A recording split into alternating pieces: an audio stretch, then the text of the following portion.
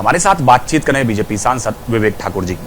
Sir, कल पटना में देर रात चेकिंग हो रही थी अटल पथ पर और वहाँ एक स्कॉर्पियो आती है और 3 पुलिस वालों को रौंद कर चली जाती है। इसको लेकर लगातार अब कानून व्यवस्था पर सवाल उठाए जा रहे हैं, क्योंकि आप लगातार जो है आपकी सरकार जो है बिहार में वो कहीं ना कहीं लालू यादव के समय के लॉ एंड ऑर्डर पर सवाल उठाती रही है। देखिए, वो जो वाकया हुआ है आइसोलेटेड इंसिडेंट है।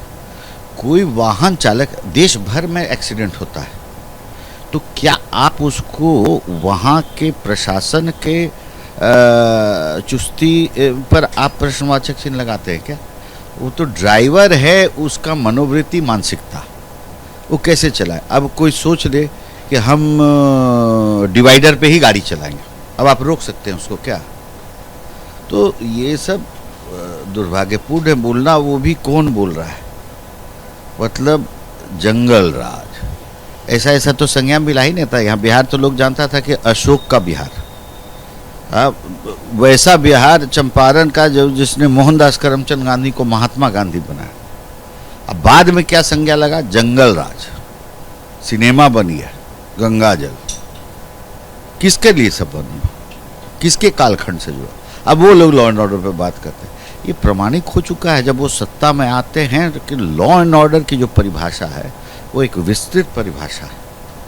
तो इसलिए ये सब अभी बेंगलोर में जो ट्रेजेडी हुआ, इस पर क्यों नहीं सो लोग बोले? सब चुप्पी साध के बैठे हुए हैं। तो क्या हुआ? स्टैम्पीड में किसी को मानसिकता को बोलते हैं आप, क्योंकि उस समय का पैनिक रिएक्शन होता है। तो व्यवहारिकता के साथ ही बातों को रखना चाहिए। एक तरफ बीजेपी जो है तमाम तरह के गाने और वो लॉन्च कर रही है, लालू यादव के समय के कानून व्यवस्था पर आवाज़ उठा रही है, सवाल उठा रही है। उसी बीच इस गाड़ी पर जो था बीजेपी का झंडा लगा हुआ था। तो ऐसे में विपक्ष जो है वो लगातार आपको घेरने की कोशिश कर रही है। ये बताइए, झंडा बाजार में मिलता है ना? आप आज चाहिए एक पार्टी का लगाइए, कल चाहिए दूसरे का लगाइए। कौन रोक रहा है? पैसा दीजिएगा, झंडा आप खरीद कर अपना गाड़ी पर ठोक दीजिए। इसके हिसाब से क्या तय हो जाएगा क्या कि आज वाले आप भाजपाई थे, कल वाले आप आरजेडी वाले हो गए? इसलिए इस तरह से इतना संकुचित रूप से इसको नहीं देखना चाहिए। अब कल तलवार से लालू जी जन्मदिन का केक काटे। अब अभी हम पढ़ रहे थे मांझी जी का वक्तव्य, ठीक है, मजाक में उन्होंने बोला, लेकिन उसके पीछे गंभीरता कितनी बड़ी। बोले कि अभी तलवार से काट रहा, अगर गलती से सत्ता में आ गए तो AK-47 से काट लेंगे। तो ये किस चीज का परिचायक है? वो कालखंड देखा है बिहार। ये पीढ़ी जो अभी बड़ा हुआ है वो बचपन में मतलब एक तरह से छुपा के उसको पाल के बड़ा किया गया है, ऐसा कालखंड देखा है। वो आप लोग दृश्य कल्पना नहीं कर सकते। आप लोग भी छोटे होंगे, हम लोग नरसंहार जाके देखे हैं, साइट देखे हैं। परिवार को खड़ा करके कुटी से काट दिया जाता था। वो और कुछ नहीं होता था। एक खाली आमिरदास आयोग बना जो कि बिना निष्कर्ष के निकल के चला गया। तो कोई मुंह नहीं है इन लोग को लॉ एंड ऑर्डर की बात करने की। इसके अलावा क्योंकि बिहार विधानसभा चुनाव की तैयारी सभी तरफ से चल रही है, आज महागठबंधन की बैठक भी है बिहार में।